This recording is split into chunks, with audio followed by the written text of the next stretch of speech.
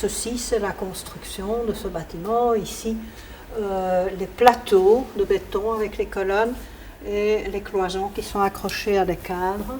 Et voilà l'extérieur du bâtiment, mais ça date de 62, vous voyez le style de voiture à cette époque-là. Et donc ce bâtiment, nous l'occupons depuis 62, depuis lors on a déjà fait des travaux d'adaptation à plusieurs reprises. Voilà la première salle qui était terminée, achevée, ou pratiquement achevée, et dans laquelle on a installé le grand Rubens, le grand triptyque de Rubens de la descente de croix. Et en même temps, il y avait une très grande toile qui est une copie, grandeur exacte, de la scène de Leonardo da Vinci, qui provient de l'abbaye de Tongerlo. Donc pendant que le bâtiment était encore en travaux, cette salle-là était déjà utilisée par l'atelier de restauration de peinture. Alors voilà Filippo, qui est en train de travailler sur un Cranach du musée des Beaux-Arts de Bruxelles. C'est une photo de 64. Et ici, vous avez le revers de ce tableau-là, le panneau donc, qui est visible par l'arrière. Alors ça, c'est une mission d'un de nos photographes qui est à Milan pour photographier la scène de Leonardo da Vinci pour faire des comparaisons avec ce tableau-là. Alors bon, il y a des documents les uns plus intéressants que d'autres. Ici, vous avez Cormans, qui est avec un stagiaire américain, un très, très gentil et sympathique et sérieux stagiaire, qui est en train de travailler sur une sculpture polychrome. Ça date de 64. C'est donc un stagiaire qui travaille suivant la méthodologie d'examen, de dégagement des sculptures polychromes telle que nous l'a enseigné Agnès Balestrem. Alors vous avez ici des photos de groupes de stagiaires. Ici un groupe de 62-63, 63-64. C'est un groupe assez important, moi je suis là. Et il y a Agnès Balestrem ici. Et il y a quelques restaurateurs norvégiens qui sont là, qui étaient venus à l'Institut, qui avaient amené avec eux un tableau, parce qu'en Norvège, ils ont une série de tableaux du XIIIe, XIVe siècle qui sont fort intéressants et qu'ils ont voulu étudier suivant les méthodologies d'études que nous utilisons ici à l'Institut. Encore des groupes de stagiaires. Et ici, ça représente les activités du Centre d'études des primitifs flamands à Danzig et à Firenze, où le photographe, le radiologue et Nicole Veronnet-Verhagen étudie des tableaux Nicole flamands du XVe siècle. Nous nous trouvons ici dans l'atelier de peinture au deuxième étage de l'Institut royal du patrimoine artistique, dans lequel tu as passé une bonne partie de ta carrière, ou même l'essentiel de ta carrière, qui a débuté ici en 1957. Nous y reviendrons un petit peu plus tard, mais j'aimerais maintenant que tu nous expliques en fait pour quelles raisons tu as choisi la restauration. Oui, le choisir c'est beaucoup dire, parce qu'en réalité, comme j'avais commencé à faire des arts décoratifs dans une école où on enseignait un peu toutes sortes de pratiques artistiques, publicité, décoration intérieure, etc. Je pensais plutôt faire une carrière créative, de création. Tu sentais ce besoin de création? J'étais dans cette ambiance en tout cas. Et je ne sais pas si j'avais l'imagination créatrice nécessaire pour faire une carrière dans ce domaine-là. Enfin, j'ai essayé un peu après être sortie l'école de trouver du travail en publicité. Je suis même allée chez un architecte où je dessinais des plans, c'était pas très amusant. Donc mon père connaissait Albert Philippot pour des raisons professionnelles et mon père était peintre et dessinateur amateur. Depuis sa toute... Mais excuse-moi, donc tu es né en fait dans un milieu... Oui, mon père dessinait, à ses moments libres et dessinait. Et alors il avait trouvé Philippot et Philippot lui avait dit « mais vous pouvez venir dans mon atelier à l'académie de Etterbeek, qui est un cours du soir de peinture, dessin et autres techniques artisanales ». Et alors mon père était dans cet atelier libre pour faire de la peinture et du dessin. Et Philippot avait invité mon père à venir voir l'agneau mystique dans les caves du musée du Cinquantenaire. Je l'avais accompagné. Qui était en cours de restauration. Qui était en cours de restauration dans les années 50, donc tout au début de ma formation artistique. Mais bon, ça n'avait pas été le grand flash pour la restauration, mais je trouvais ça fort intéressant. Et alors, pendant que j'étais encore à l'école, j'ai suivi des cours de dessin et de peinture dans ce même atelier. Et quand j'ai terminé, j'ai demandé à M. Philippot, Albert Philippot, si par hasard il ne pouvait pas trouver du travail pour moi dans son atelier. Et toujours très prudent, il a dit « on peut essayer ». Alors voilà, j'ai essayé et je suis entrée dans cet atelier, d'abord avec un horaire incomplet, c'est-à-dire un mi-temps, parce que je ne voulais pas vraiment m'engager dans cette profession. Mais il m'a de suite mis devant un tableau avec un pinceau et un petit pot de fixatif et j'ai dû passer du fixatif sur des retouches à la détrempe qui avaient été faites par quelqu'un d'autre. Et ça, c'est mon début dans la carrière. Tu te souviens de ce que tu as fait, mais te souviens-tu sur quel tableau oui, c'était le triptyque de Berck, un triptyque qui est dans une petite église d'un patelin dans les environs de Bruxelles. Triptyque début 15e, je pense, à fond doré. Et lorsque Albert Philippot disait on peut essayer, est-ce qu'il avait déjà essayé avec d'autres personnes avant toi?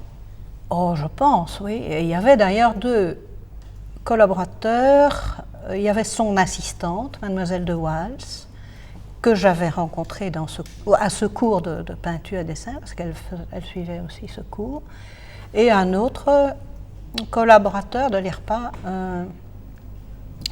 comment s'appelle-t-il, de Coster, Philippe de Coster, qui lui était fils de joaillier et avait tout le matériel de son père et a surtout travaillé sur des orfèvreries. Donc tu t'es retrouvé en diverses circonstances, avec à peu près avec les mêmes... contact indirect avec Paul Philippot, avec Albert Philippot, pardon. Oui. C'était un destin, en quelque sorte. Probablement. Que celui de travailler avec Albert Philippot. Oui, peut-être. Donc tu commences par un apprentissage à mi-temps avec Albert Philippot, et l'évolution des choses, comment se produit-elle ? À cette époque-là, il n'y avait pas d'enseignement de la restauration, peut-être à Rome, ça existait peut-être à l'Istituto, mais en Belgique, pas du tout, ça a commencé beaucoup plus tard. Et il fallait apprendre le métier sur le tas. Alors, le travail en atelier était évidemment suivi, dirigé étroitement par Philippot. Et pour tout ce qui est théorie, technique d'examen,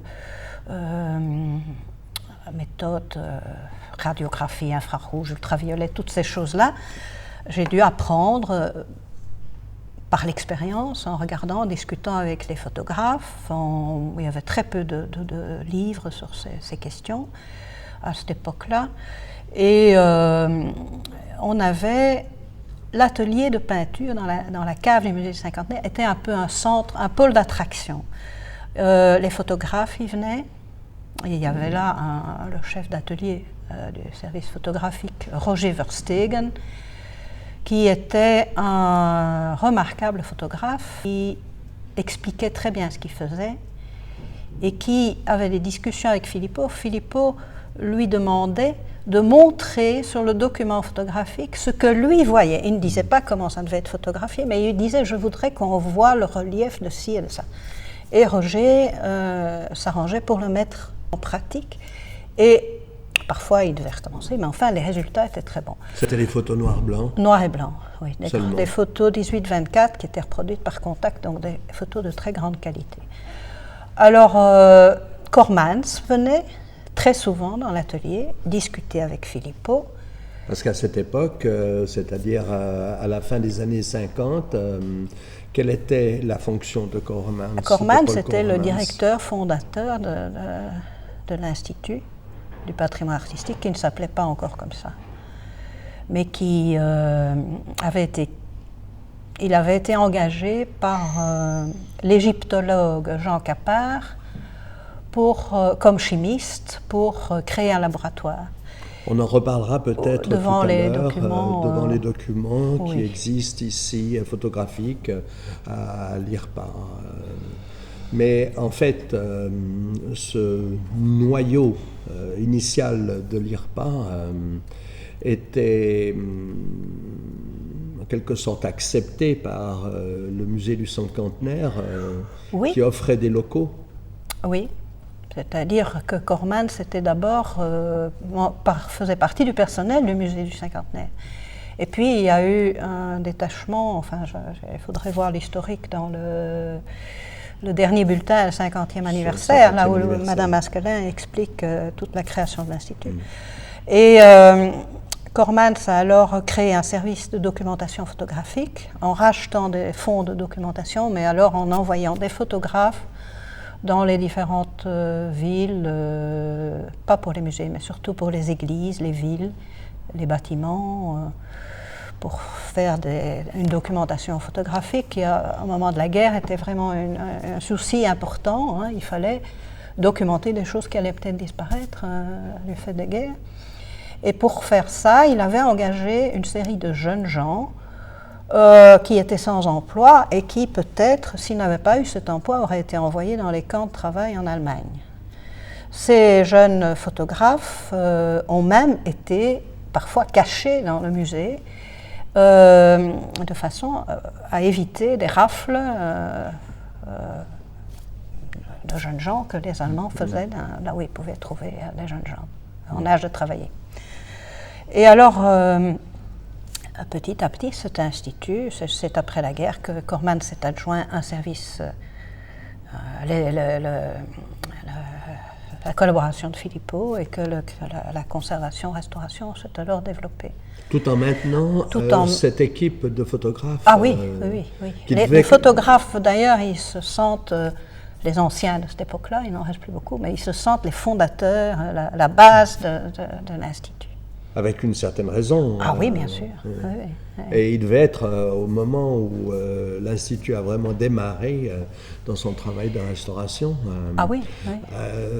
Parfaitement formés ils aux étaient formés, de la restauration. Seulement ils n'étaient pas vraiment formés pour la conservation et pas non plus tellement pour les photos techniques sur des tableaux. Et ça, c'est Filippo qui expliquait, surtout à Roger, c'est lui qui faisait les photos pour l'atelier, qui expliquait ce qu'il voulait comme effet de la part des documents qu'il voulait avoir. Donc là, il y avait déjà une interdisciplinarité qui fonctionnait, ça n'était pas simplement une pluridisciplinarité. Hein. Non, c'est sûr. Et alors, Cormans, qui passait régulièrement, si pas tous les jours, mais très souvent, à l'atelier de peinture, discutait avec Filippo, parlait des tableaux qu'il avait à examiner.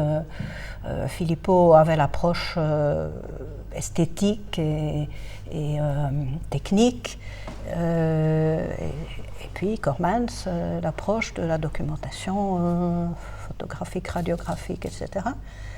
Donc ces échanges, nous, les jeunes stagiaires, on avait les oreilles grandes ouvertes, on pouvait assister, on pouvait participer à toutes ces discussions, on pouvait poser des questions, Et c'est comme ça qu'on apprenait.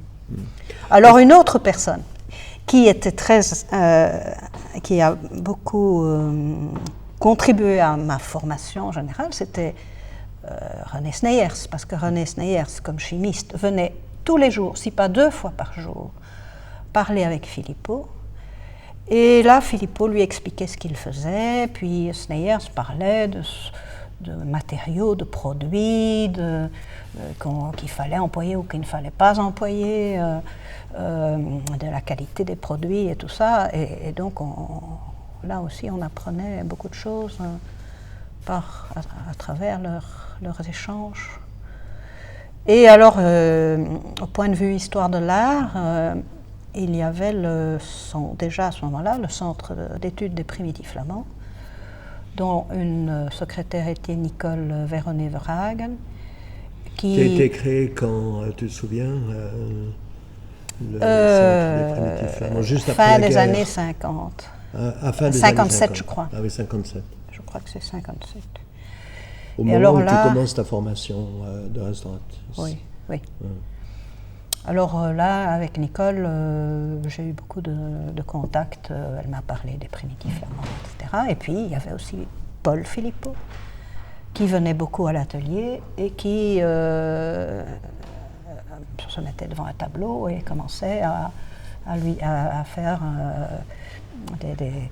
des cours magistraux sur l'espace dans les peintures, sur le degré de restauration. Enfin, c'était vraiment des professeurs Paul premier Filippo choix. était encore en formation à l'université. Oui, et c'était au moment où il préparait son doctorat, achevait son doctorat, je crois.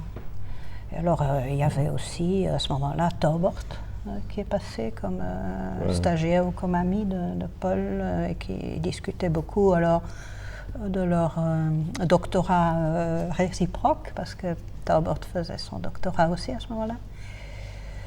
Et bon, tout ça, on absorbait ça comme des éponges, en fait. Johannes Taubert était en train de faire un diplôme en histoire de l'art, une thèse en histoire de l'art, mais il avait été déjà formé à la restauration par Albert Filippo. Oui, je pense. Il avait fait un stage à l'atelier d'Albert Filippo, oui. C'est ça.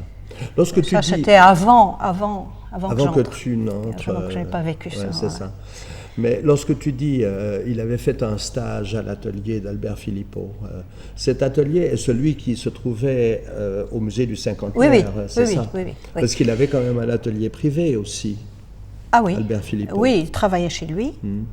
Et en plus, il était restaurateur aussi pour le musée des Beaux-Arts de Bruxelles, le musée de peinture. Et toi-même... comme indépendant. Voilà. Il était indépendant. Il n'a jamais été membre du personnel. C'est ça. Et toi-même, au cours de ta formation, tu as travaillé avec Albert Filippo aussi bien au musée du Cinquantenaire que dans son atelier privé? Ah non, pas du tout. Uniquement au musée du Cinquantenaire. Oui. J'étais engagée à ce moment-là comme... je n'étais pas employée, j'avais un certain nombre d'heures et un tarif horaire, c'était incroyablement bas. Et on avait un statut de collaborateur occasionnel. Mais tu étais quand même déjà payé. J'étais payée, oui, même pour apprendre. Oui. Donc pour apprendre la profession. Pour apprendre la profession, oui. Mais donc j'étais engagée par l'Institut, mais pas par le musée, pas par Filippo. Alors Filippo avait une assistante, mademoiselle de Wals, qui travaillait, elle, c'est lui qui la payait, c'était son assistante à lui. Et elle travaillait pour lui à l'Institut, et par la suite au Musée des Beaux-Arts, et après, elle a été engagée comme restaurateur au Musée des Beaux-Arts. Donc l'Institut sentait déjà la nécessité qu'il y avait de former des jeunes restaurateurs. Puisque tu pouvais faire cet apprentissage et que tu étais même rétribué. Oui, je ne sais pas si c'était si c'était conscient et organisé. J'ai des doutes à ce sujet-là. Non, je ne sais pas. Parce que l'Institut il y avait des stagiaires étrangers qui venaient apprendre avec Filippo et qui commençaient, enfin, qui étaient des débutants. Américains, Allemands, Taubert, puis surtout des Américaines qui venaient. Parce qu'à part Paul Filippo, Albert Filippo, pardon, comme restaurateur, qui y avait-il À part lui, ben, il y avait le père de Koster qui s'occupait de sculpture et d'orfèvrerie. Il y avait Philippe de Koster qui faisait un peu tout.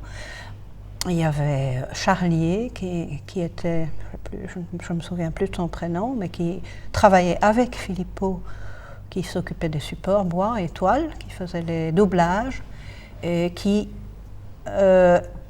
avait été en Hollande pour apprendre la méthode hollandaise et le doublage à la scie, et qui avait introduisé le doublage à la scie en Belgique. Ça faisait l'objet de discussions. Cire, colle, quels sont les avantages, inconvénients, est-ce qu'on peut faire ça ou pas, etc. Et ben non, il n'y avait pas énormément de gens. Mais en fait, ce que nous appelons des restaurateurs, à l'époque, c'était des préparateurs de musée.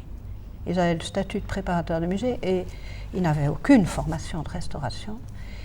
Et c'était des artisans. Donc, je ne crois pas que cette notion de restaurateur telle que nous l'entendons maintenant existait à cette époque-là. Et Filippo, à ce point de vue-là, a introduit cette notion. Et il m'a dit bien plus tard qu'il avait dû faire un travail de persuasion pour convaincre Cormans que la restauration était une profession à part entière et qu'il fallait valoriser la profession de restaurateur parce qu'elle n'était pas du tout valorisée. On était des préparateurs de musées, ces gens qui époussaient les vitrines, etc. On était dans cette catégorie-là. Donc apparemment, même Coremans n'était pas convaincu pas du tout. De la nécessité. Ah non. Filippo s'est toujours senti minorisé par Cormans, bien qu'il était quand même fort apprécié, mais comme restaurateur, comme technicien, comme travailleur artistique et manuel, il avait un sentiment de persécution un peu vis-à-vis de la part de Cormans, de la part des historiens d'art et de la part des chimistes en général. Et il voulait qu'on valorise la profession de restaurateur. Et alors Cormans y est arrivé, pour finir, à la fin de sa vie. Il était en train d'écrire un article qui a été publié dans le bulletin en honneur à Cormans sur la formation des restaurateurs. À ce moment-là, il avait compris l'importance des restaurateurs. Et défendu. Et il était prêt à défendre cette profession, mais il est mort trop tôt. C'est ça. Cet article est paru post-mortem, mais il n'a pas pu l'exposer lui-même. C'était pour l'ICOM ou je ne sais pas qui préparait ce travail. C'est évidemment très dommage.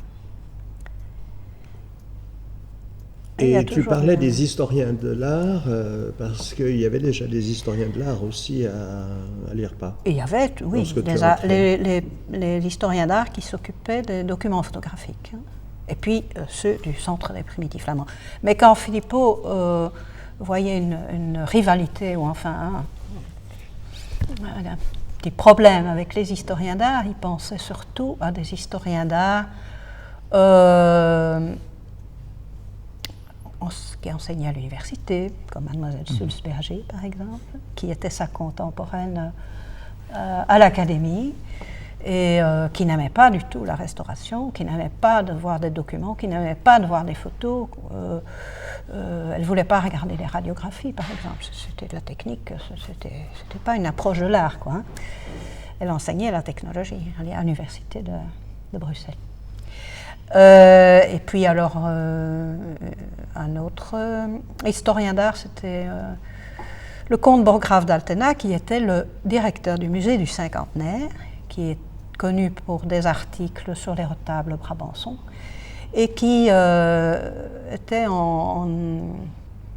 il y avait différent entre lui et Cormans parce qu'ils habitaient tous les deux le même bâtiment et qu'il y avait probablement des rivalités, il y avait eu des frottements au sujet de tableaux que Cormans avait vu accrochés au-dessus d'un radiateur, par exemple, et ça avait créé des problèmes. Et Cormans et Sulzberger ont d'ailleurs organisé, après le nettoyage des deux grands bouts, le jugement de l'empereur Othon du musée des Beaux-Arts, un petit colloque, enfin une soirée de conférence pour montrer leur désapprobation au sujet du nettoyage de ces tableaux. Donc c'était des gens qui étaient dans l'opposition vis-à-vis de Cormans, vis-à-vis de la Restauration et vis-à-vis de Philippot aussi. Parce qu'ils considéraient que ces panneaux étaient trop nettoyés. Et qu'il n'était pas nécessaire d'intervenir. Oui.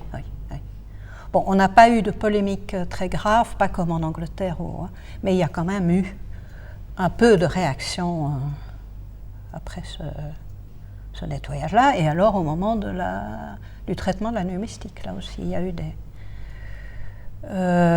des groupes d'artistes qui se sont constitués pour protester contre le traitement de la numismatique. Mm-hmm. Et ça, c'était donc au début des années 50, avant même que tu n'entres à l'IRPA. Il y a eu un peu de polémique. Et qu'est-ce qu'on reprochait à ce traitement de la numismatique Mais c'était surtout avant, je crois, qu'ils avaient peur. Ils avaient peur qu'on nettoie, qu'on aille trop loin. En fait, on touchait un symbole déjà. Oui, voilà, c'est ça. Oui. Et puis, la polémique, il y avait des polémiques en Angleterre, et probablement ça a un peu influencé ici certaines idées, quoi.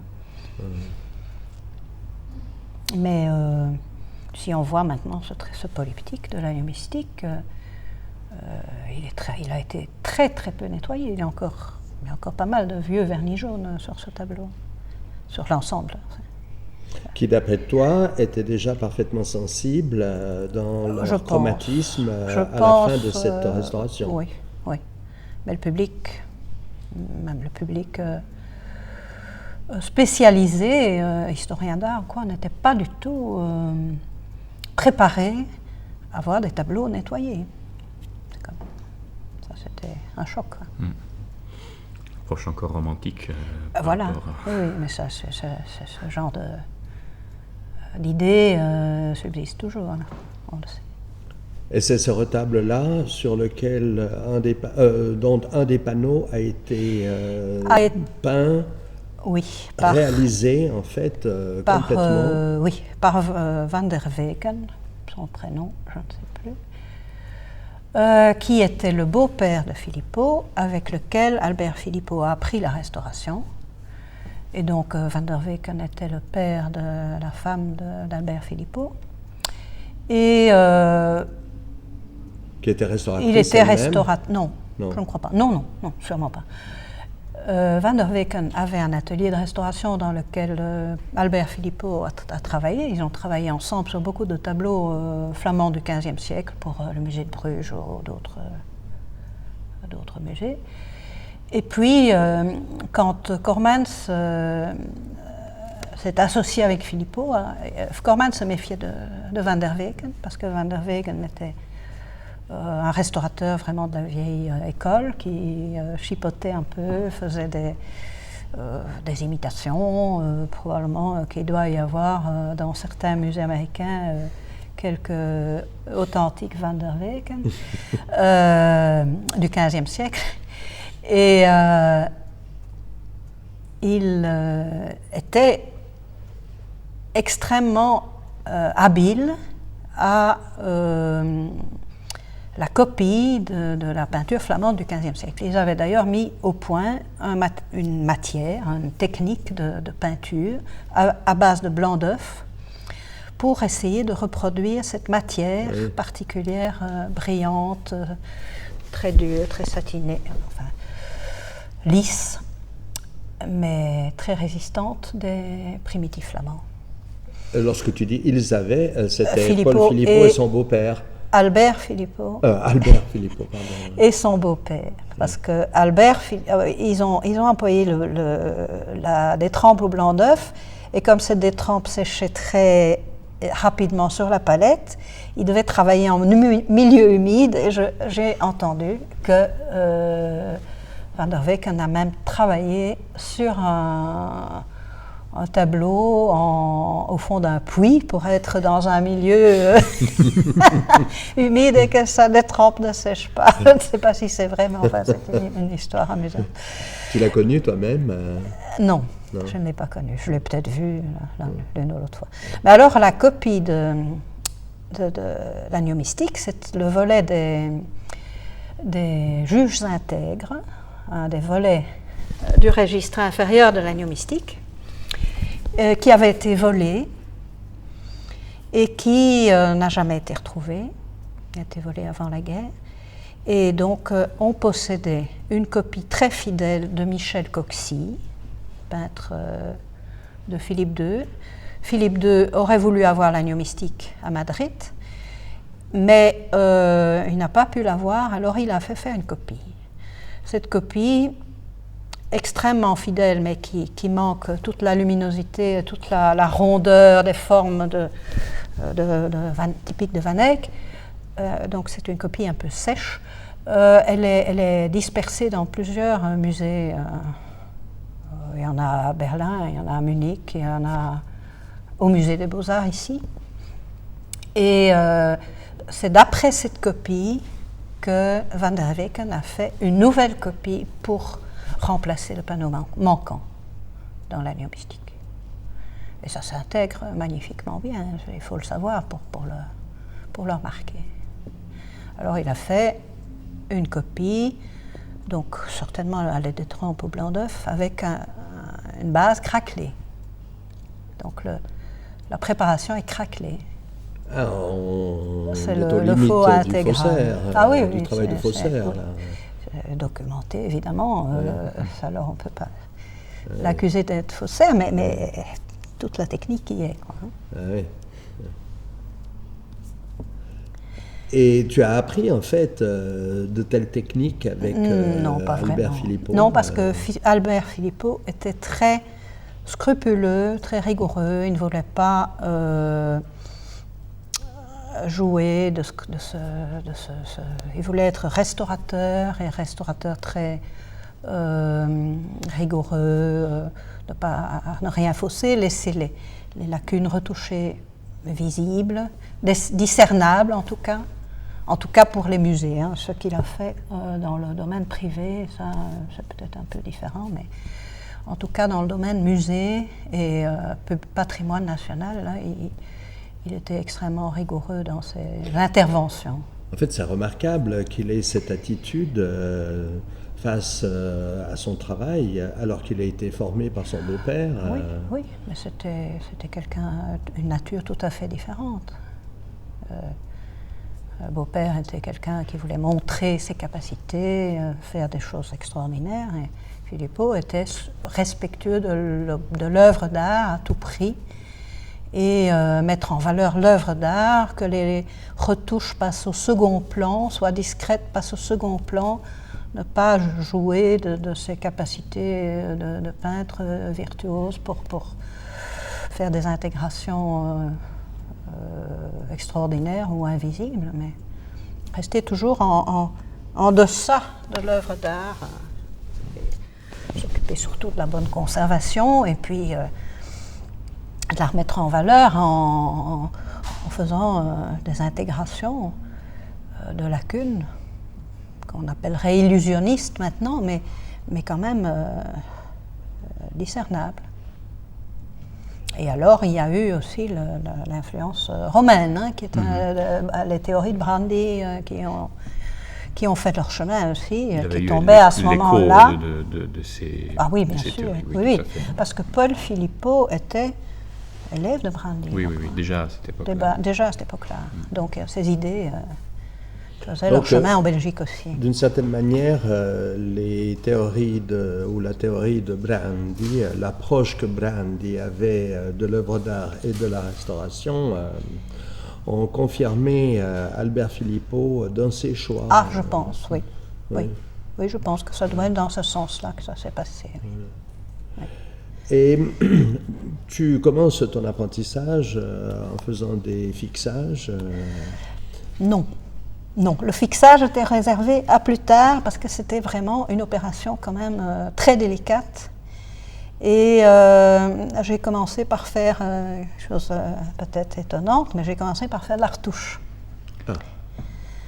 D'abord fixer, mettre du fixatif sur des retouches faites par quelqu'un d'autre, et puis essayer de les améliorer, et puis un peu présomptueux à ce moment-là, et puis faire des mastiquages et des retouches dans des tableaux. C'était les fixages dont tu parlais sur des retouches. Ah oui, oui, oui, c'est ça. Oui, c'était appliquer du fixatif sur une matière absorbante et qu'il fallait isoler. C'était ça. Est-ce que votre formation de peintre oui, intervenait à ce moment-là? Oui, c'était plus. Alors, toutes les questions techniques, technologiques, les fixages, Filippo, à juste titre, trouvait ça vraiment une opération dangereuse qu'on ne pouvait pas confier à un débutant. Parce que, aussi, à cette époque-là, il employait une technique de fixage des couches picturales qui était assez dangereuse. C'était la fameuse colle vinaigre. Dite colle Filippo. Dite colle Filippo.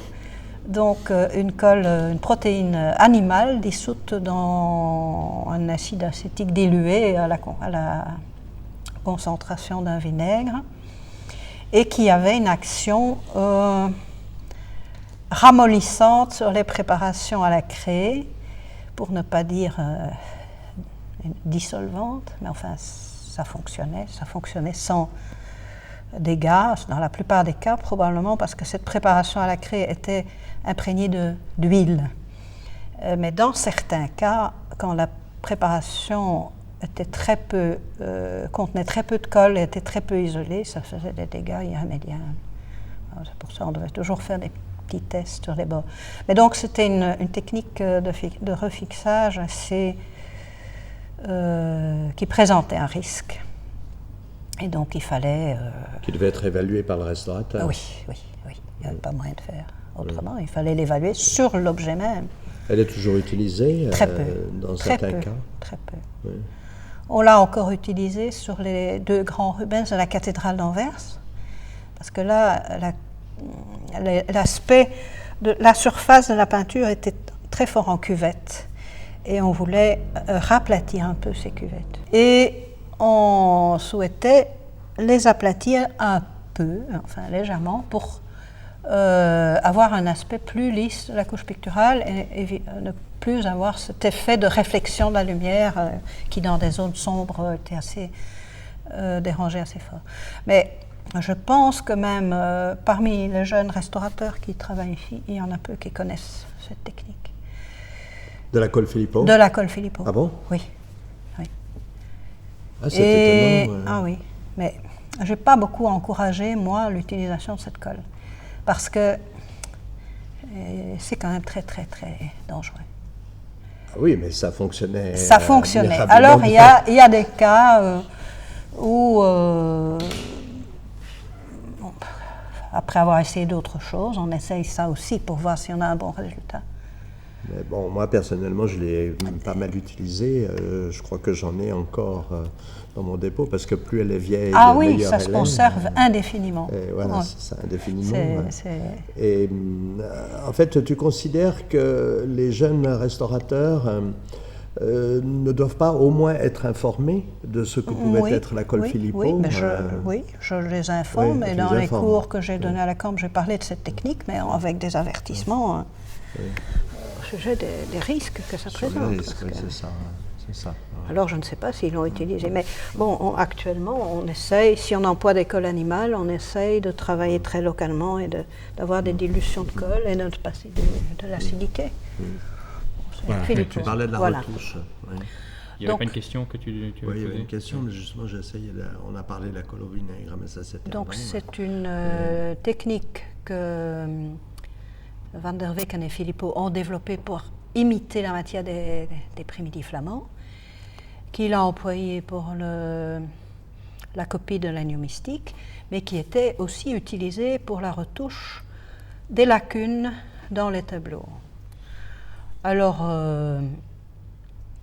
c'est un matériau qui se préparait en atelier, et on utilisait du blanc d'œuf battu, décanté, additionné d'un petit peu de glycérine, 10%, qu'on préparait nous-mêmes, on battait les œufs, et puis on faisait de la meringue, et puis on préparait toute une palette, c'est-à-dire qu'on broyait sur une dalle de verre les pigments avec ce blanc d'œuf, et on faisait toutes les couleurs pour les mettre dans des petits godets dans une palette qu'on devait alors conserver humide, parce que on utilisait ces couleurs à l'état mou, humide, et on emballait ces palettes dans des pots de chamois et tout ça pour garder ça tout humide pendant plusieurs jours. Alors, évidemment, ce blanc d'œuf, c'est un matériau qui était très sensible aux micro-organismes. Après quelques jours, ces palettes étaient moisies, ça ne sentait pas très bon. Et on utilisait cette matière pour peindre dans les lacunes, sur une base d'un mastic blanc à base de kaolin, isolé à l'huile. Donc on appliquait une ou plusieurs couches de cette détrempe, après quoi elle devait sécher. Elle devait sécher, on disait, minimum à 1 mois. Donc pendant 1 mois, on ne travaillait plus au tableau, puis on devait la refixer, et puis on la polissait à l'huile pour l'isoler, et au-dessus, on mettait alors des glacis de couleur à l'huile, un peu desséchés, qui devaient rester transparentes. Alors la détrempe, c'était une matière on devait peindre la retouche plus claire que l'original, puisqu'on devait tenir compte du glacis qu'on devait mettre pour ajuster. En séchant, ça devenait encore à base d'huile. En séchant, cette détrempe devenait encore plus claire. Donc il fallait extrapoler la couleur prévoir. Et c'était extrêmement difficile. Mais par contre, on pouvait très bien reconstituer des matières, des dégradés, des coups de pinceau, des couleurs transparentes ou opaques. Bon, c'était pour des petites surfaces, ça allait très bien. Pour peindre, vraiment, c'était très difficile à utiliser. Et alors, après, donc c'était un processus qui prenait beaucoup de temps, parce qu'il y a des périodes 2 fois 1 mois au minimum de séchage. Mais pourquoi devait-on prendre d'abord que du blanc d'œuf et pas du jaune? Et puis pourquoi battait-on ce blanc d'œuf? Ah, ça, c'est une recette de Cennino Cennini, oui. Il recommande aussi. Il y a une partie du blanc d'œuf qui est éliminé dans ce... Mais qu'est-ce que c'est ça? Je ne sais pas. Ce qui est éliminé.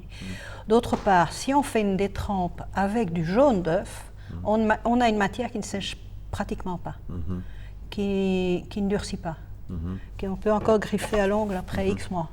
Et ce qu'ils cherchaient, c'était une matière dure, et émaillée, à la manière de la matière des tableaux flamands du XVe siècle. Avec le désavantage que c'est une matière qui, une fois sèche, devient totalement insoluble. Donc, une technique de retouche irréversible. Et ça, c'est pour ça qu'on a à un certain moment abandonné. Pour ça et pour la difficulté. Et le broyage des pigments, parce que vous n'aviez pas les pigments en poudre. Ah oui, on avait les pigments en poudre, mais on devrait, pour mélanger, très bien mélanger le liant avec les pigments, on faisait un broyage à la molette de verre, sur une plaque de verre. C'est ça. Et plusieurs fois, probablement, on réduisait encore un peu le grain du pigment. Et le véhicule de cette matière picturale? C'était l'eau. C'était l'eau. C'était l'eau, oui. Et le blanc d'œuf, c'est une matière qui devient insoluble, très dure et cassante. C'est pour ça qu'on y ajoutait un peu de glycérine comme plastifiant. Et tu disais les difficultés qu'il y avait à pratiquer cette méthode. C'était très difficile à évaluer le degré d'obscurcissement de cette retouche au moment où elle serait isolée à l'huile et puis vernie. Et là, ça demandait pas mal un certain don pour évaluer les couleurs et puis pas mal de pratiques, d'essais, d'erreurs. Et puis ça finissait par rentrer dans la mémoire optique, enfin visuelle. Mais maintenant, vous avez abandonné cette technique. On a abandonné, oui.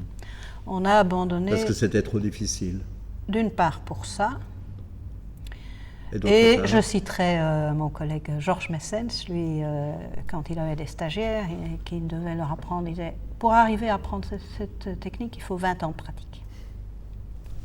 Alors, un peu dur. Hein. Et c'était donc une des raisons pour Une des raisons, mais la raison probablement la plus importante, c'est la dureté de la matière et le fait que de plus en plus on parlait de réversibilité des techniques. Et comme on avait à l'Institut des stagiaires qui venaient de partout, c'était la question qui était répétée chaque année, et il fallait chaque année expliquer pourquoi on employait cette technique-là et la défendre vis-à-vis de la question de réversibilité.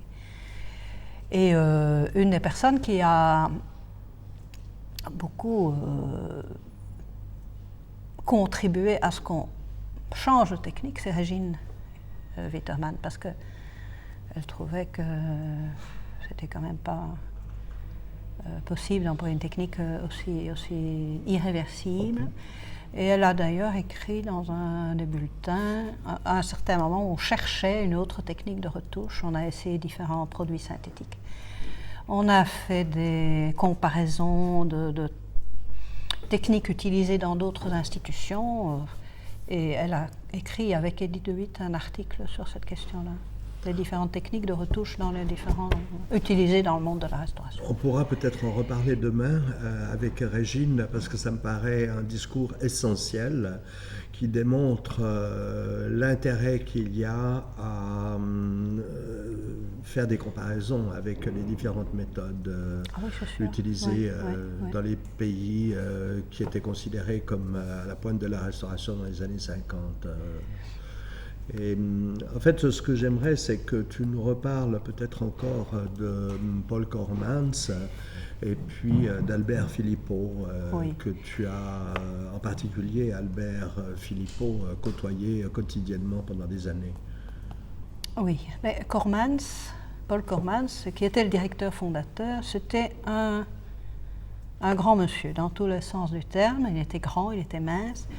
Il avait beaucoup d'autorité, de prestance, d'autorité. Il était ami avec des personnes importantes, ministres ou autres, et puis ennemi de ces mêmes ministres. Il avait un côté très paternaliste, de patron paternaliste. D'ailleurs, on l'appelait le grand patron. Entre nous, quand on parlait de lui, c'était le grand patron. Et il avait cette manière d'accepter que les gens viennent se plaindre chez lui et de dire ça s'arrangera, on va arranger ça. Bon, ça s'arrangeait ou pas. Bon. Donc, c'était une personnalité comme il n'y en a pas beaucoup. Et il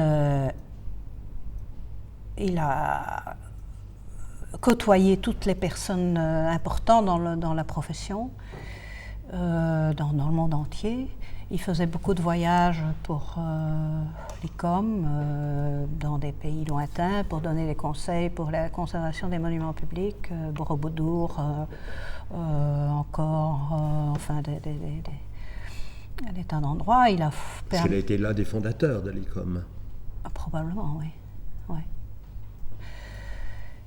Et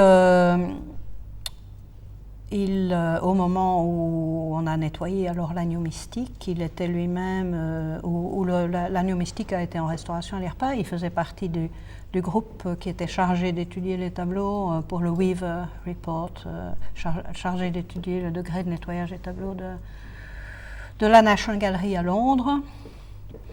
Donc c'était une personne vraiment une personnalité dans le domaine dans la profession.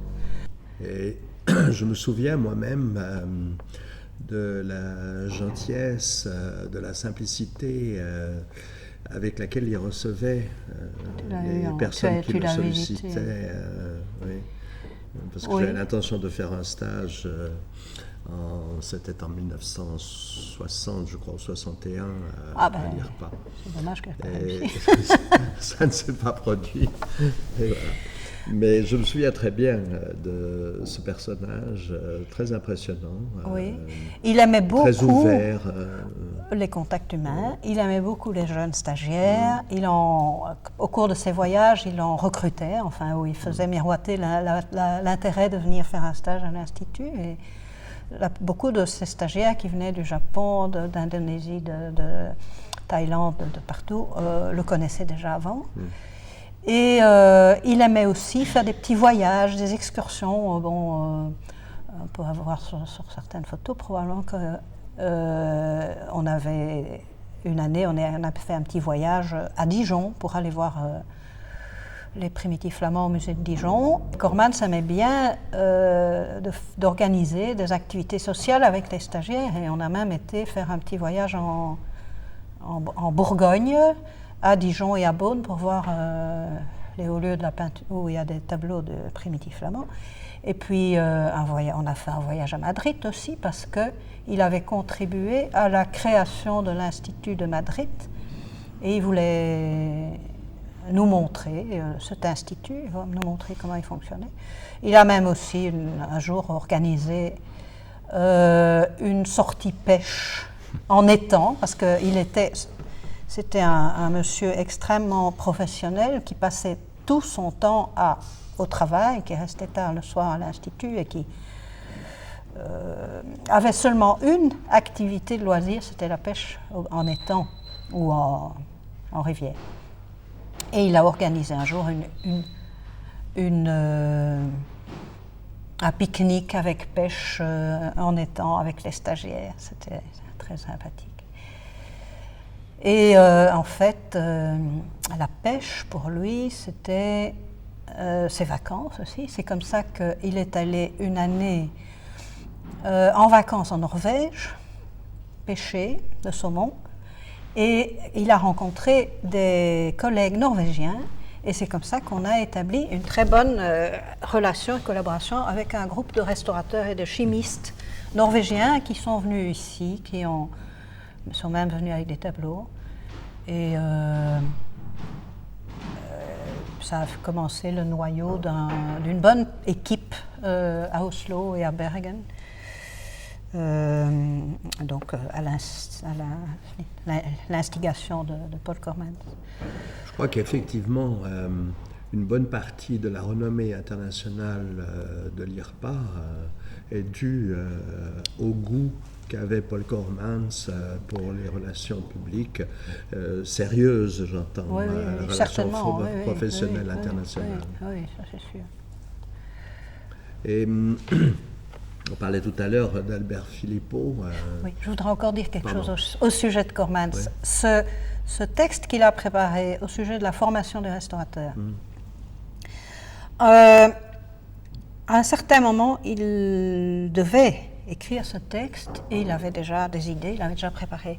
Mais alors il a voulu essayer sur des restaurateurs, voir l'effet que ça avait et en discuter avec des restaurateurs.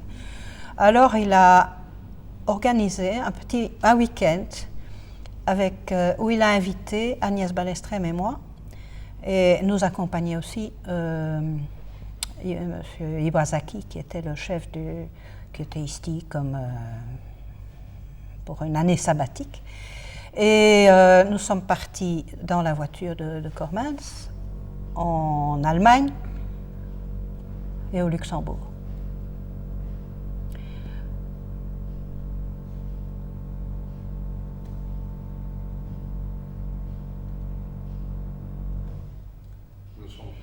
Nous sommes partis donc pour un week-end en Allemagne et au Luxembourg. Et ce qu'il voulait faire, c'était discuter avec nous de ce texte. Donc on a, d'une manière tout à fait amicale, discuté de ce qu'il disait dans ce texte et du point de vue du restaurateur, et si on trouvait que c'était suffisamment, s'il faisait suffisamment la défense de la cause du restaurateur. Donc c'est ce texte qu'il n'a pas terminé, qui n'a vous êtes pas retrouvé terminé juste avant sa mort. Oui, oui. Et alors, il est mort aussi un week-end alors qu'il était à la pêche. On l'a retrouvé mort dans une de ses cabanes au bord d'un étang où il aimait aller passer le week-end pour faire de la pêche. Donc c'était une mort tout à fait inattendue. Et à ton avis, ce texte est un texte qui aurait pu être fondamental pour la Commission? Oui, je ne l'ai plus tellement en mémoire. Je sais qu'il est publié dans un des bulletins qui a paru juste après sa mort. Mais je sais que Philippot l'avait beaucoup apprécié et il avait dit maintenant, voilà, Cormans a compris l'importance du restaurateur dans cette profession. Quel souvenir et que le fait que le restaurateur doit avoir une autonomie, il doit être mis au même plan d'égalité que les autres disciplines, comme l'histoire de l'art et Quel souvenir as-tu de ces discussions que vous aviez justement pendant ce week-end où il vous a emmené, Agnès Ballestrem et toi, avec Iwasaki? Je ne me souviens plus de détails. Je devrais relire l'article, peut-être que ça me reviendrait. Oui. Mais je me souviens que c'était tout à fait... on était sur le même plan, on était tout à fait à l'aise, on pouvait dire ce qu'on voulait. Et c'était très, très sympathique, enfin très... Vous étiez tous d'accord avec... Oui, on se mettait d'accord, quoi. Hein. C'était une discussion. C'était pas une relation de directeur à employé ou quoi, c'était une discussion où on était sur le même plan, on donnait son avis. Très Et tu n'as pas l'impression que vous, restaurateurs, au cours de cette discussion, avez pu apporter des choses inattendues? Oui, je pense qu'on a apporté des choses, oui. Oui. Je pense, mais je n'ai pas les souvenirs précis de choses qu'on ait discutées. Mais évidemment, s'il avait pu lui-même exposer ce texte à la réunion de l'ICOM pour laquelle ce texte est préparé, s'il avait pu défendre cette cause, ça aurait eu des prolongements internationaux et ça lui aurait donné du poids pour défendre la situation des restaurateurs en Belgique aussi. Et ça, il n'a pas pu faire. Donc c'était de nouveau une cause abandonnée. Malheureusement. Oui. Malheureusement. Et la relation que tu as eue avec Albert Philippot. Eh bien là, ça a commencé évidemment par des relations autour de la peinture, de la pratique de la peinture, où il s'occupait pas beaucoup de ce qu'on faisait, sauf à la fin de la séance de pause, à la fin de la matinée. Il venait voir ce qu'on avait fait et il donnait quelques conseils. Il disait, mais le fond n'est pas assez à l'arrière du personnage, il faudrait mettre une lumière il faut faire cette lumière d'une manière très lisse avec un empattement très lisse pour que la lumière s'accroche et que le relief se montre. Enfin, il donnait des conseils comme ça sur la manière de représenter les formes. Et dans cet atelier, on faisait aussi bien des choses figuratives, soignées et des choses presque abstraites, enfin très directes. Il était pour la peinture directe. En une séance, une matinée de 2 heures, on devait avoir commencé, fini. On ne pouvait plus reprendre. Alors, dans l'atelier de restauration, il avait aussi une capacité de faire voir les choses aux spectateurs. C'était étonnant. Bon, un tableau en trait, on disait, tiens, il n'est pas fantastique ce tableau. Bon. Et puis, il disait, oui, mais regardez un peu ça, regardez. Et on a l'impression que cet arbre est vraiment un volume, les oiseaux pourraient passer dedans. Et regardez comment c'est fait d'une manière extrêmement simple, un ton de base, une lumière, une ombre. Et puis, on voyait autre chose. Après quelque temps, on voyait autre chose. Et on était enthousiaste pour ce tableau qu'au départ, on trouvait moche. Bon. Il avait un talent de vous complètement transformer votre vision des choses. Et aussi, j'habitais à peu près assez près de l'endroit où il habitait. Ça veut dire que quand on rentrait le soir, on marchait ensemble, et alors là, on avait l'occasion de faire des échanges, questions-réponses, et on discutait de la situation à l'Institut, des tableaux qui entraient, de ce qu'on devait y faire, de la théorie de la restauration, de techniques de restauration, d'un tas de choses. C'était vraiment comme ça que j'ai appris énormément. Et oui, c'était une personne remarquable. Alors il a, aussi bien pour les étudiants, les élèves à l'académie que pour les collaborateurs ou les stagiaires ici, il s'était constitué une documentation photographique de diapositives, et c'était en forme d'un cours à travers la peinture, depuis les Étrusques jusqu'aux contemporains, enfin modernes, Van Gogh. À travers toute cette évolution, toute cette période, enfin toute l'histoire de la peinture, il avait réuni des documents au hasard des restaurations, des tableaux qu'il avait pu approcher de près, et il illustrait la manière de peindre, la manière surtout de recréer l'espace dans la peinture. Ça, c'était à la fois son intérêt, presque une obsession de sa part à lui, et chez Paul Philippot aussi. Lire l'espace, enfin la faculté qu'a un peintre de représenter l'espace dans la peinture. Et il montrait donc des diapositives de poissons étrusques où on voyait des coups de pinceau très directs qui donnaient sur une surface de peinture plutôt plate, quand même un certain effet de trois dimensions. Et ça, on retrouvait ça aussi chez Mondrian ou chez Van Gogh ou bien sûr chez Boots, parce qu'on a fait un tableau de Thierry Boots à l'atelier, et un tas d'autres peintres. Il avait un souci très didactique. Oui. Il tenait beaucoup à ce que les interlocuteurs puissent comprendre son raisonnement. Oui. Donc c'était vraiment un personnage patient. Très patient, très discret. Oui. Très modeste, mais avec des idées très fortes. Comme son fils. Et qu'il défendait, mais qui n'imposait pas. Mais on les prenait ou on les prenait pas. Si on les prenait, on était bien. Si on ne les prenait pas.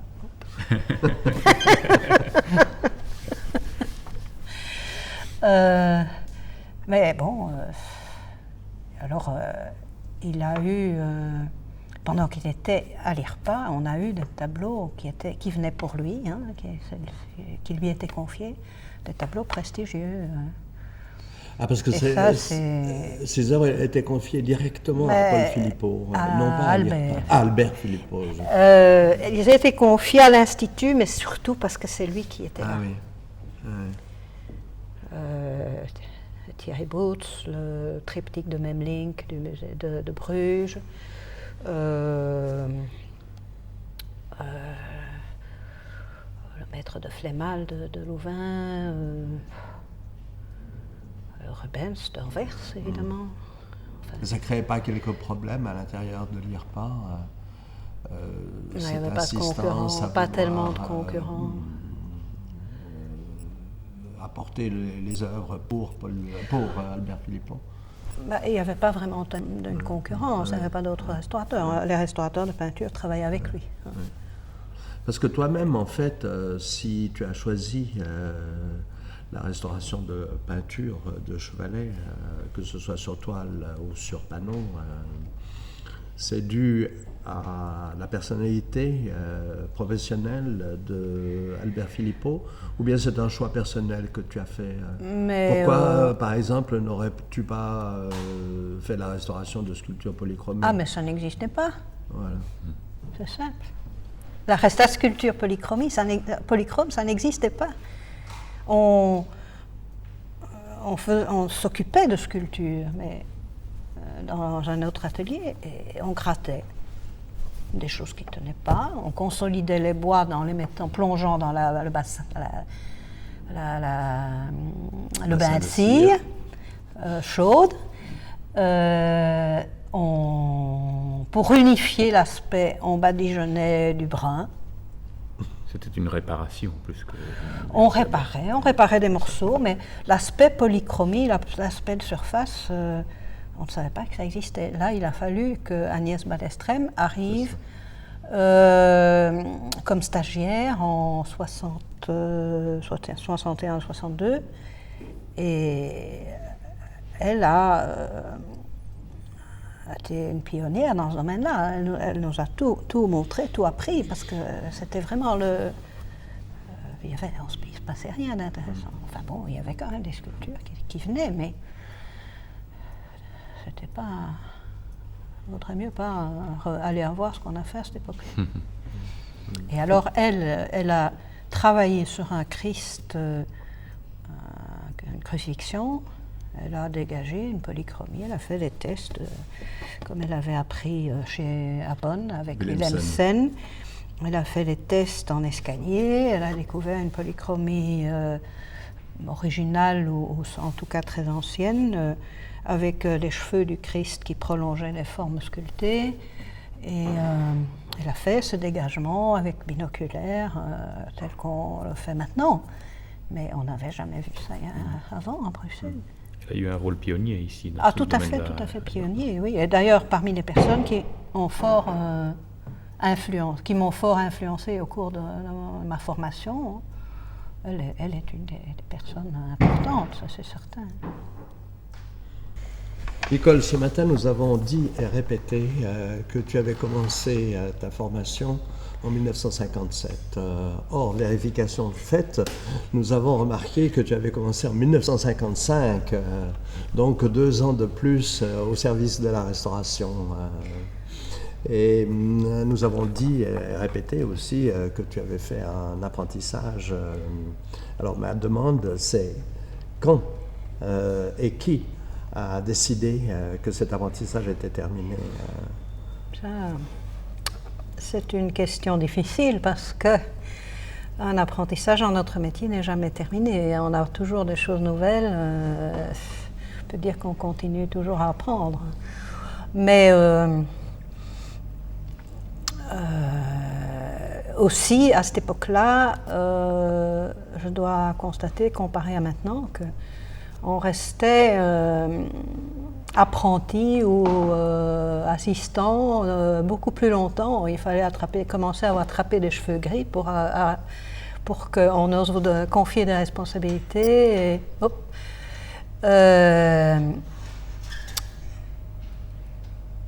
c'est...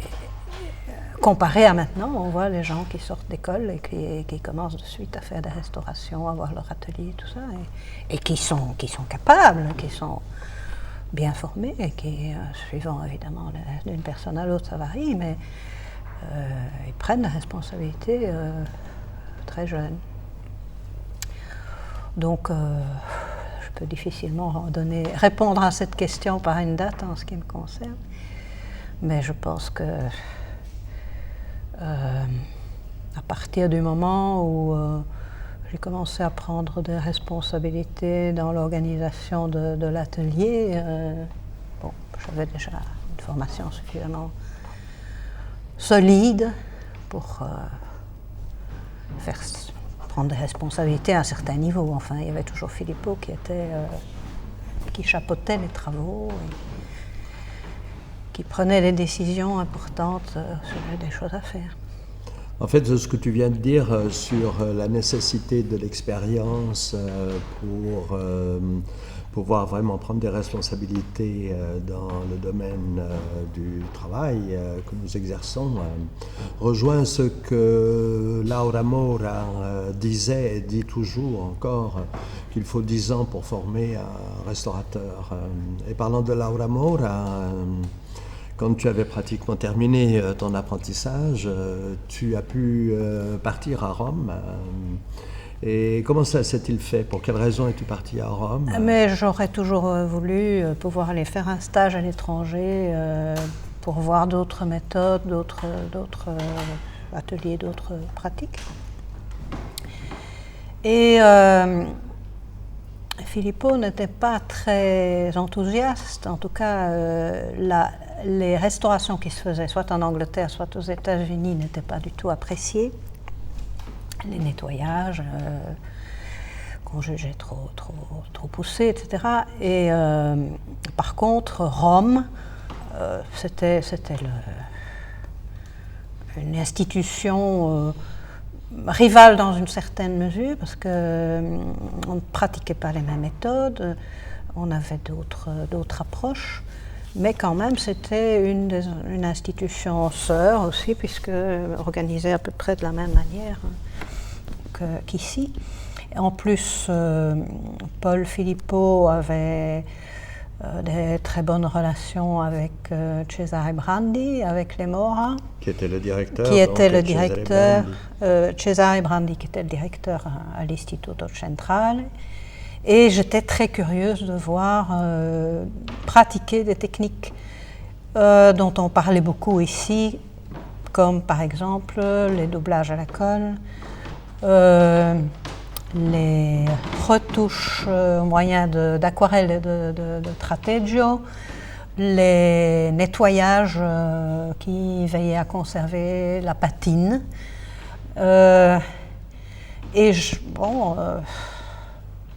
Ça paraissait très intéressant, mais j'avais envie d'avoir un rapport pratique avec ces méthodes, ces techniques différentes. Alors, grâce aux bonnes relations de Filippo avec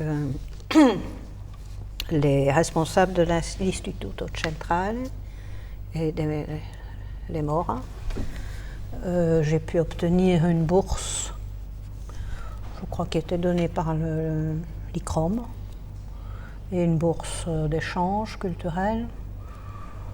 J'ai pu loger à l'Accademia Belgica. Et j'ai eu une très bonne introduction près des Mora pour pouvoir vraiment faire du travail pratique dans l'atelier. L'Accademia Belgica, c'est-à-dire via delle Belle Arti, c'est ça? Derrière les Parioli.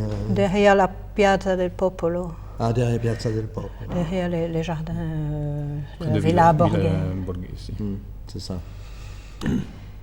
Alors, quand je suis arrivée, donc j'étais bien introduite et je crois que je connaissais déjà les Mora avant, il me semble. Enfin, on m'a confié un petit tableau, un tableau sur toile, un tableau de dévotion sans grand intérêt, mais enfin qui avait besoin d'un traitement complet, de doublage, de nettoyage et de retouche. Donc j'ai pu faire ça avec les personnes qui s'occupaient de traitement de doublage. Et ça m'a permis aussi de voir tout ce qui se passait dans les autres ateliers, d'avoir des conversations, de suivre le travail de Mme Mora et de suivre quelques cours aussi qui se donnaient aux étudiants. Et d'échanger des idées avec les étudiants étrangers qui se trouvaient là en formation, qui suivaient les cours réguliers là, dans l'école. Tu te souviens de quelle époque datait ce tableau? Le tableau même, je crois que c'était un 17e. 17e siècle. Oui. Et tu as utilisé une méthode de doublage qui était la méthode italienne, oui, ou dite alors méthode italienne. Oui, avec qui était la coletta, colla di pasta. Colla di pasta. C'est-à-dire une coletta dans laquelle on ajoutait de la farine. C'est toute une préparation assez épaisse. Et puis la toile de doublage, c'était une toile à tissage assez ouvert. Le châssis, c'était 4 lattes de bois clouées, alors qu'ici on fait des montages assez élaborés pour les bâtis de travail. Et alors on emploie un peu de chaleur pour repasser, et puis beaucoup d'eau pour enlever le facing après. Enfin, c'était assez surprenant comme méthode. J'étais un peu choquée de voir l'utilisation de cette colle et puis de beaucoup d'eau sur un tableau qui était encore sensible à l'eau puisqu'il était plein de colle. Enfin. C'était la technique. C'était la technique. Et c'est une technique facile à mettre en œuvre, hein, beaucoup plus que les techniques qu'on emploie ici.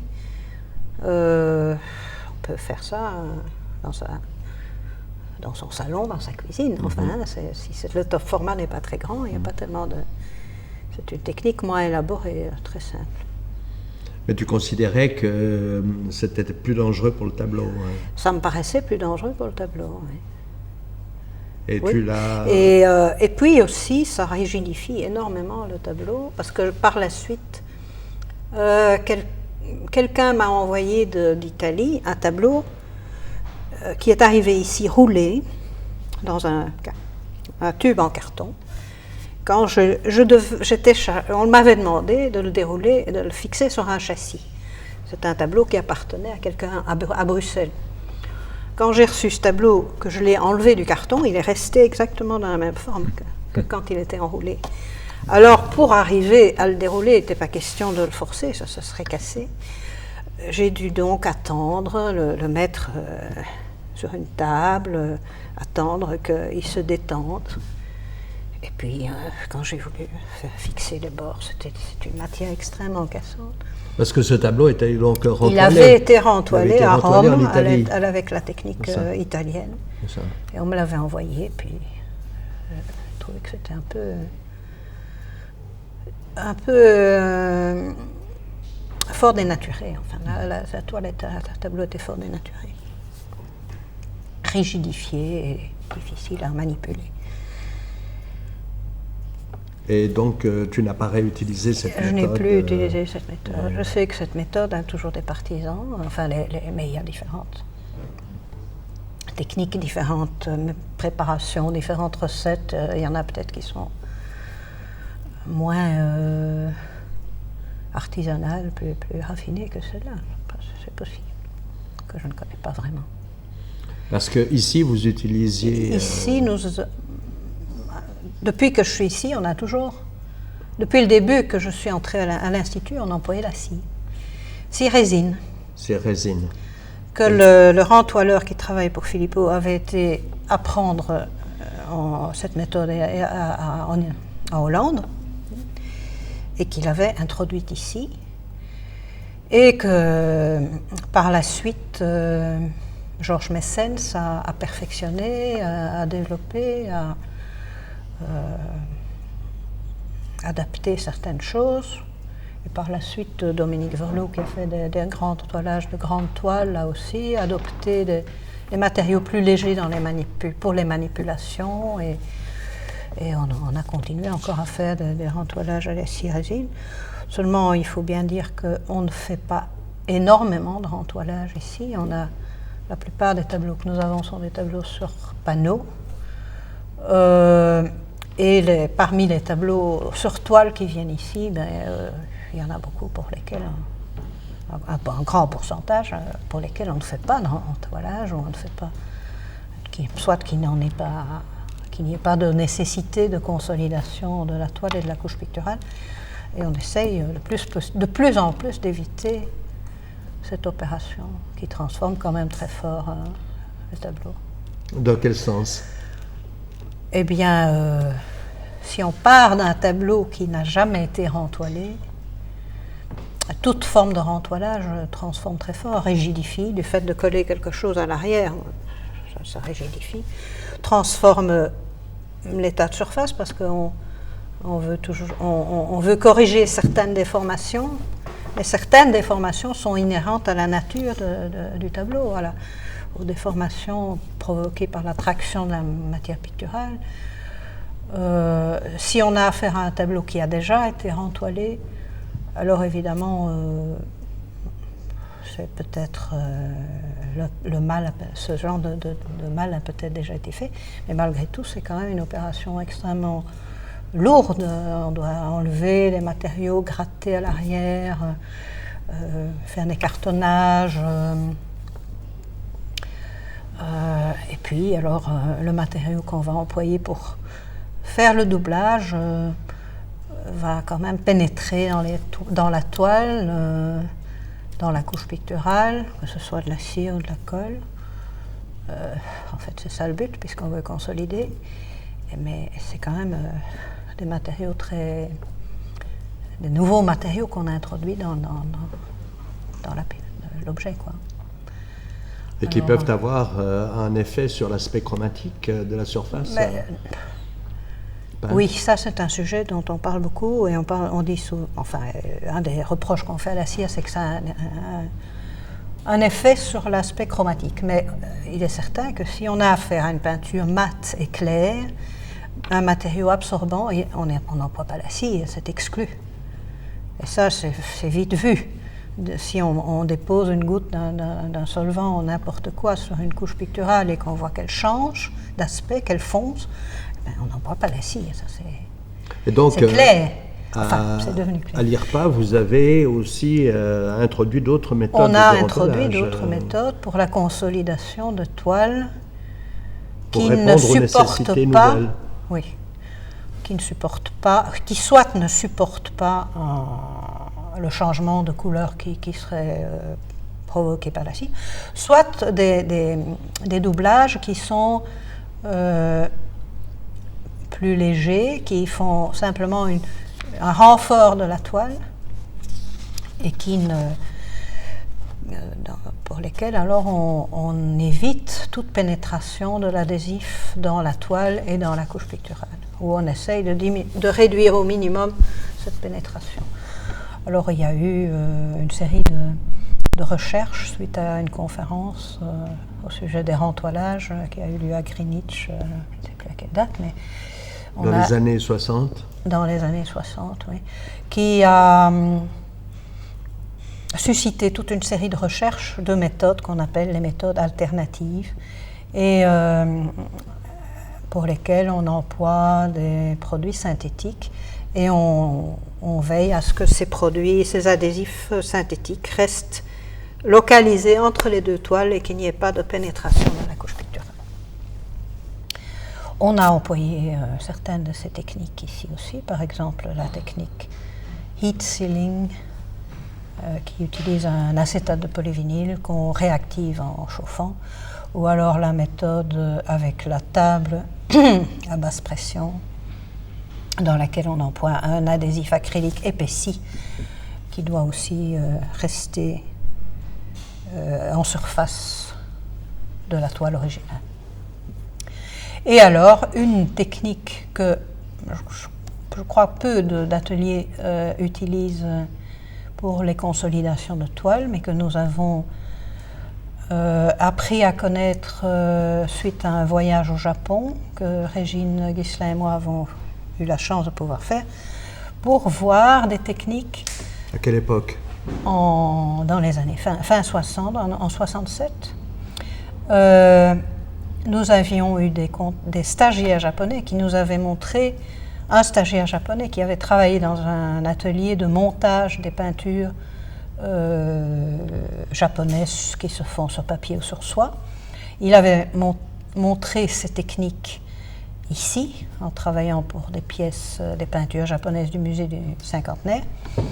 Et Filippo avait été émerveillé par ces techniques qui sont des techniques ancestrales qui utilisent le papier Japon. Albert Filippo utilise le papier Japon et la colle d'amidon. Et quand Albert Filippo a vu la pratique de ces techniques, il s'est dit que ce serait peut-être une méthode à utiliser pour la consolidation d'un tableau attribué à Peter Bruegel l'Ancien, l'Adoration des Mages du musée des Beaux-Arts de Bruxelles, pour lequel on lui avait demandé d'envisager un traitement. Et alors, nous avons été, Régine et moi, avec aussi Paul Filippo, Paolo Mora, Monsieur Linard, et il y avait aussi une dame américaine. Nous étions un petit groupe d'Occidentaux à suivre des séances d'ateliers pratiques dans différents ateliers à Tokyo et à Kyoto. Ça avait été organisé par l'ICOM japonais grâce à M. Iwasaki, qui était venu ici passer un an et dont j'ai déjà parlé qui nous a accompagnés lors de ce voyage avec Corman. Et donc là c'était fantastique parce qu'on a vu ces techniques utilisées pour leur peinture, tous les processus de montage et de démontage de leur peinture. Et à la fin du stage, ou des démonstrations, il y a eu des réunions auxquelles les Japonais ont dit, bon, nous vous avons montré ça, mais le but, c'est de protéger notre patrimoine que vous avez acquis, qui se trouve chez vous. Et c'est pour vous montrer à quel point ces techniques sont raffinées et compliquées. Et il ne faut pas vous imaginer que maintenant vous allez pouvoir aller dans les musées qui ont des collections d'objets japonais et commencer à les traiter vous-même. C'est pour que vous sachiez à quel point c'est compliqué.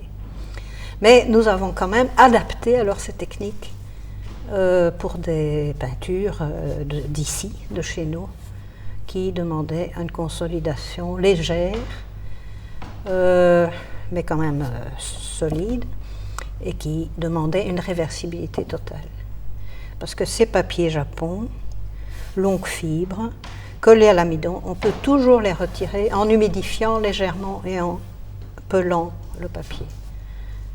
On peut toujours le détacher d'une plante. Pour revenir à cette expérience romaine que vous avez eue, qu'est-ce que vous en avez tiré finalement pendant ces 2 mois passés à Rome Ah ben j'en ai tiré certainement beaucoup de choses. D'abord, j'ai pu voir comment on pratiquait ces techniques qui m'intéressaient. Pas dans le but de les adopter ou de les introduire ici, parce que nous avions nos techniques et il n'était pas question. Enfin, c'est Filippo, père, qui choisissait, qui avait établi les méthodes de travail, etc. Donc, mais enfin, ça permettait de comprendre, et puis de comprendre l'intérêt des retouches visibles. Nous avons utilisé d'autres méthodes pour aussi garder nos retouches visibles ou faire moins de retouches. Donc ça, c'était l'influence de Rome, de Cesare Brandi. Alors, bon, à part ça, j'ai visité tout ce qu'il y avait à visiter à Rome. J'ai été dans les musées, j'ai été voir les églises baroques parce que j'ai eu la chance d'avoir comme guide Paul Filippo qui s'intéressait déjà à cette époque-là au baroque, à l'architecture baroque, et qui m'a montré l'évolution du baroque dans les églises romaines. C'était fantastique. Puis ça m'a donné aussi l'occasion d'aller visiter Naples, le musée des Capodimonte, d'aller à Sienne, d'aller à Florence, enfin de reprendre, de revoir des choses que je n'avais encore jamais vues en Italie ou que j'avais déjà vues, mais de les voir avec l'œil de restaurateur. Parce qu'en fait, tu étais la première représentante de l'IRPA à aller à Rome. Oh, je pense, oui. Oui, sûrement. Oui. Parce il n'y en a pas eu beaucoup après. Il n'y en a pas beaucoup après non plus. Non. Il y a eu des Belges qui ont été se former à Rome. Il y a eu des Belges mais qui n'ont pas été, qui n'étaient pas envoyés par l'IRPA. Et il y a eu déjà avant des Italiens et des Italiennes qui sont venus il y a des Italiens et des Italiennes. À l'IRPA dans les années 50. Oui. Pour étudier les méthodes. Pour venir voir, étudier nos méthodes et voir le tableau flamand de plus près, sans doute. C'était aussi un des attraits de l'IRPA. Comme par exemple Cristina Buzirevici et comment elle s'appelle, je ne sais plus quel est son pronom, Olzoufiev. Alessandra, qui était la cousine de Cristina Buzirevici. Et ça se faisait en famille. Ah oui, oui. Et puis plus tard, on en a eu d'autres, mais qui ne venaient pas de Rome. Et en fait, ces contacts se sont maintenus dans le temps ou bien... Mais avec les stagiaires pas tellement. Avec les Maurras, il y a eu des contacts, même institutionnels, parce que ce n'étaient pas des contacts personnels, mais des contacts institutionnels, parce qu'ils sont venus plusieurs années de suite donner un cours sur la restauration de la peinture murale, sur la fresque, puisque nous avions des stagiaires et qu'on avait une série de professeurs étrangers qui venaient ici donner des cours, dont les Maurras, Mühletaler, de Zurich, Zurich, Bruno Mühletaler. Oui, Tony Werner du British Museum. Il faut dire peut-être que Bruno Mühletaler était chimiste, n'était pas restaurateur. Oui, Tony Werner aussi. Voilà. Qu'est-ce qu'on a? Enfin, plusieurs personnalités comme ça qui sont venues. Oui, Johann Taubert est venu donner des cours. Oui, c'était une époque où on pouvait alors, en étant stagiaire ici, rencontrer des personnalités importantes dans le monde de la peinture. Johannes Taubert, dont nous reparlerons plus longtemps avec Agnès Balestrin. Ah oui, oui. Puisque, en fait, tous les deux sont attachés en particulier au domaine de la sculpture, de la polychromie. Mais ce que je voulais te demander, lors de ce séjour que vous avez fait, Régine Wittermann et toi, au Japon, vous étiez accompagné de Paolo Mura et de Linard. Oui. Et en fonction de quels critères aviez-vous été choisi, le sais-tu? Je crois que c'était un peu les relations. Les relations de Iwasaki. C'est ça. Les relations qu'il avait eues avec des personnes qu'il avait rencontrées quand il est venu pour un an en Europe. Il a donc été un an ici à l'Institut, mais il est allé visiter Rome, il a rencontré Paul Filippo, il a voyagé beaucoup.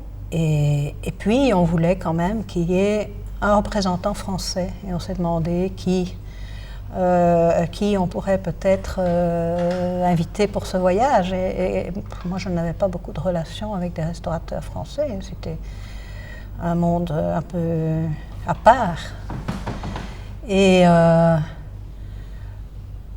bon, je ne sais pas comment on a choisi M. Linard. Moi, je ne le connaissais pas avant. Parce qu'effectivement, c'est là que je voulais que tu poursuives. Ce qui me frappe, c'est qu'en fait, Paolo Mura parlait remarquablement bien le français.